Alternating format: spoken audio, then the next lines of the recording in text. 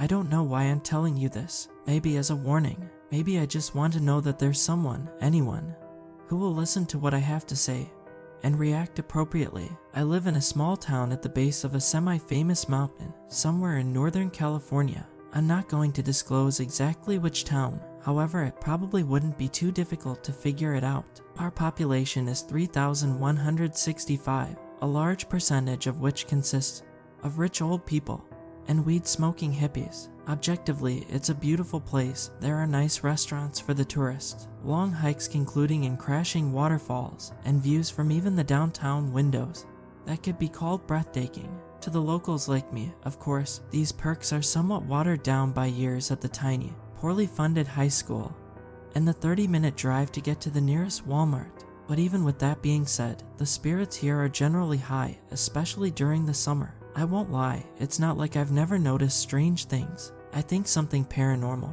or otherworldly can be said about any town, especially ones that get boring after living in them your entire life. Rumors spread, stories are born and passed around like souvenirs. My town is no exception to this rule. However, until a couple of weeks ago, these stories only scared me when it was dark outside. Something started feeling seriously wrong on a perfectly sunny Sunday afternoon. My friends and I went to the city park, as we sometimes did when sitting inside, playing GTA, and trash-talking the same people we knew in high school again. Boring. We sat by the rusty, slightly off-putting, 12-feet metal clown by the jungle gym eating our supermarket sandwiches and trying to subtly hit a blunt from behind our sweatshirt sleeve, as the park was swarming with the spring rush of tourists, enjoying the sun and each other's slightly high conversation, laughing at something my friend had said that I no longer remember, but must have been funny at the time. I looked around the park. Everything seemed particularly lighthearted that day. There were children playing tag on the other side of the grass plain, people picnicking, dogs chasing sticks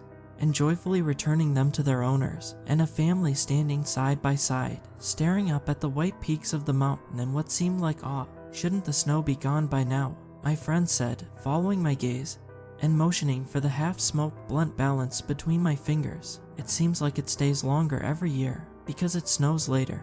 And later, I replied, glancing around before passing her the weed I'd been babysitting. Global warming and whatnot. Leered, Marcy called from behind us. She was hanging upside down on the bars, her long hair nearly brushing against the gravel. It seems wrong for there to be that much snow up there in the middle of April. There isn't any snow down here, at least, Naomi said absent-mindedly next to me, taking a long drag. I watched her flick her short blonde bangs away from her increasingly reddening eyes. All three of us went quiet for a moment, listening to the warm breeze dance in the head of the metal clown behind us, creating a hollow sort of chime. I kicked at the rocks at my feet, enjoying my buzz. The sounds of the kids running around seemed far away to me, almost like my friends, and I were in a little glass box. God, Naomi scoffed, breaking through the comfortable silence. She tried to hold in a snort. Tourists, haven't they ever seen a mountain before? I know, Marcy laughed. I looked up from my shoes, looking around for who they were talking about. It was immediately obvious. The same family that I had noticed before were still standing there, facing the mountain. They were turned away from us, but I could still tell that their eyes were locked directly on the peak, their heads synonymously tilted upwards. They hadn't moved an inch. How long had it been? As if reading my thoughts, Marcy swung down from the bars, landing with a clumsy crunch. Maybe I'm just high, she mumbled, frowning at them. But haven't they been standing there a while? Naomi scoffed again. Why don't they just take a picture? I swallowed my absence of saliva, shifting uncomfortably. My mouth was suddenly unbearably dry. Even from here I could see the camera straps around the parents' necks, untouched. A small dog, maybe a Jack Russell Terrier, scurried in circles around them. It stopped and pawed at the child's calf, dropping the tennis ball in its mouth and yapping. The kid didn't react. None of them did. I didn't know what to say. I felt like all of the breath was being sucked from my lungs. That's weird, right? Super weird. Marcy shifted uncomfortably. She had gone silent. She took the blunt from Naomi's hand and stubbed it out against the metal jungle gym, flicking the roach to the ground and stepping on it.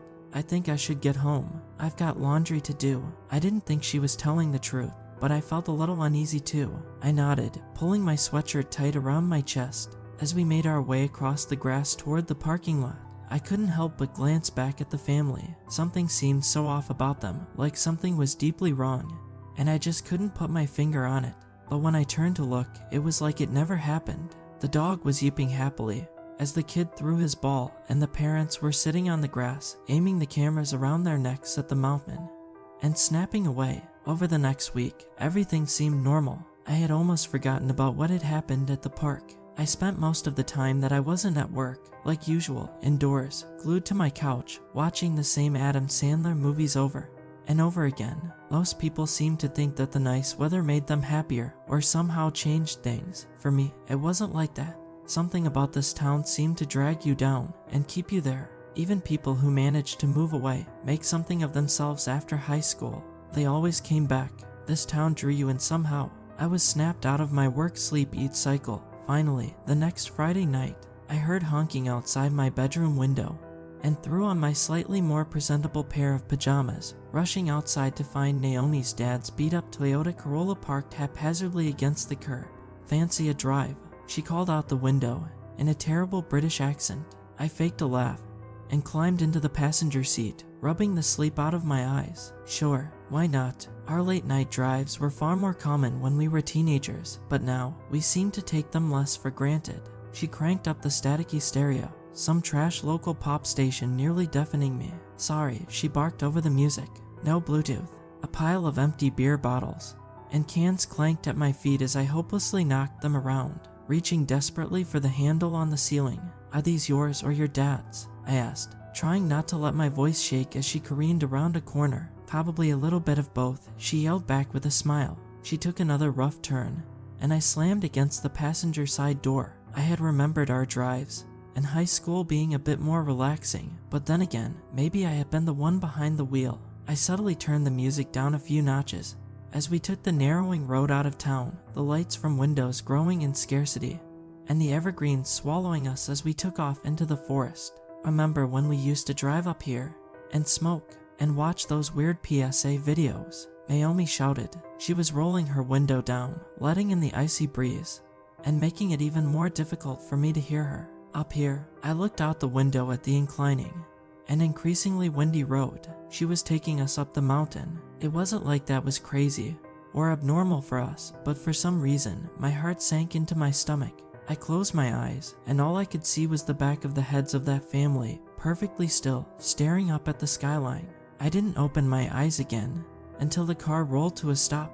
I hadn't noticed it happening, but the music was quiet now, the static sound overtaking most of any of the discernible lyrics. "Whoa," Naomi said. I blinked, my eyes adjusting to the light. Wait, the light. We were parked at the bottom of the mountain, where the hikers that often climbed to the top usually set up base camp.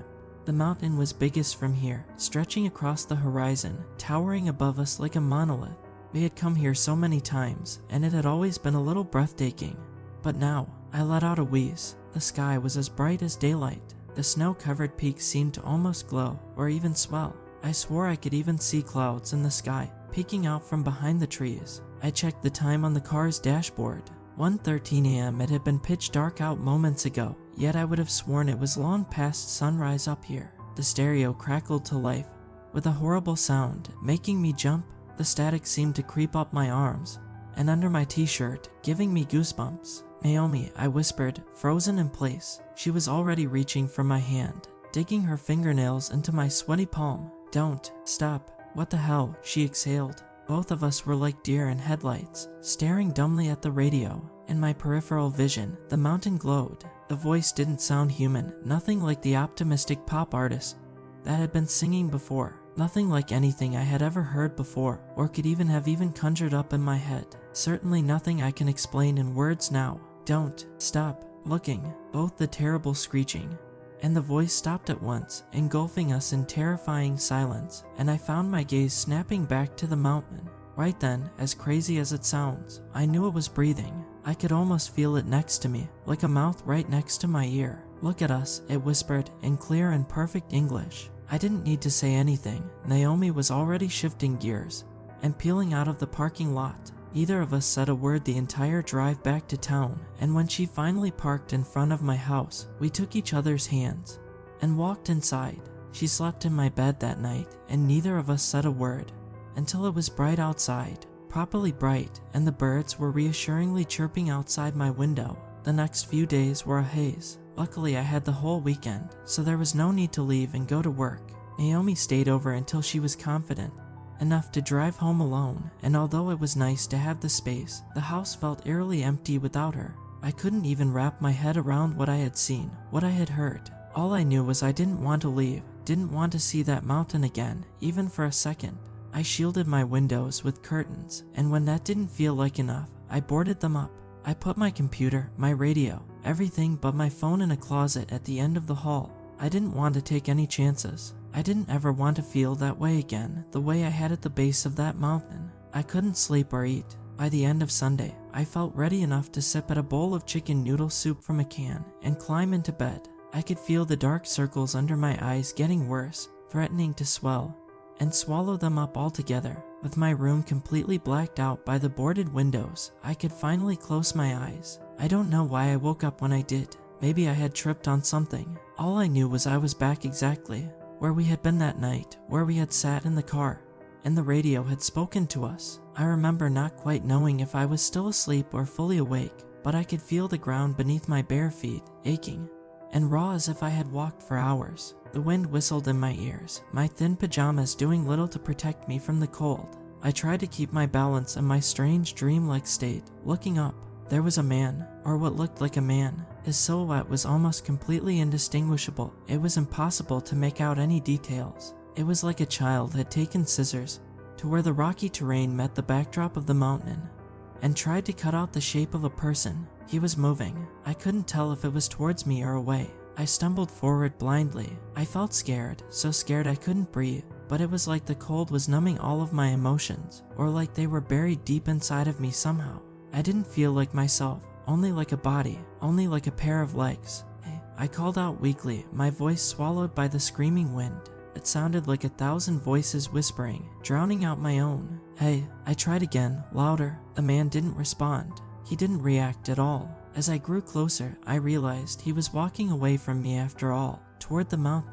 My eyes were drawn up toward the mountain again, flowing, breathing. I had to narrow my eyes until they were almost closed in order to focus. There was less snow. It seemed ridiculous, but that was what immediately popped into my head.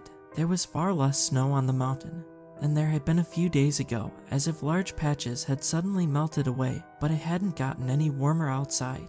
In fact, it looked like it was melting before my very eyes. It looked like it was moving, shifting, migrating. I strained my vision, trying desperately to understand what I was seeing. My blood ran cold. It wasn't the snow melting, it was people. There were people up there, thousands of people, moving. Somehow I made it back down. It's hard to remember what happened after that. No one seems to want to listen to me. Even Naomi seems to be forgetting what we witnessed. Everyone wants to brush me off, or tell me I'm another conspiracy theorist, like so many of the people who live here. I don't know how to convince them of what I saw, but I saw it. I don't know what to do. There are people up there. There is something wrong with the mountain, something that calls to them. I don't know what it does to them, or how. It almost got me that night. Every night I hear it breathe, and every day I see more tourists, staring, walking towards the base. If you're ever driving through the mountains of Northern California, and you feel compelled to stop your car and walk, keep driving, and I'm begging you, turn off your radio.